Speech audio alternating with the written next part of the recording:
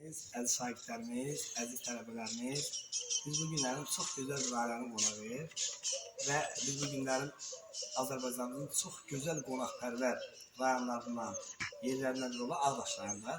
Ağdaş rayonunda Mürsəlli kəndi hər zaman ziyalılar ilə, elm xadimləri ilə, tanınmış simaları seçilibdir və o qabaqsız müəllimləri, şagirdləri yetişdirən müəllimlərdən biri də bizim Tamer müəllimdir və müəllimənin qızı da Xəyalı müəllimdir. Biz onun da haqqında bir çəkiliş eləməliydik. İnşallah növbəti səfərdə eləyəcəyik və bizim Tamer müəllim haqqında. Demək, Tamer müəllim sizlərə təqdim etmək istəyirəm. Mənim adım, soyadınız? Məmmədova Tamerova. Çox gözəl. 40 ildən çox 45 ilə qədər 46 il təhsil sahəsində canını fəda vermiş müəllimdir və ömürlü təhsilə fəda vermiş müəllimdir.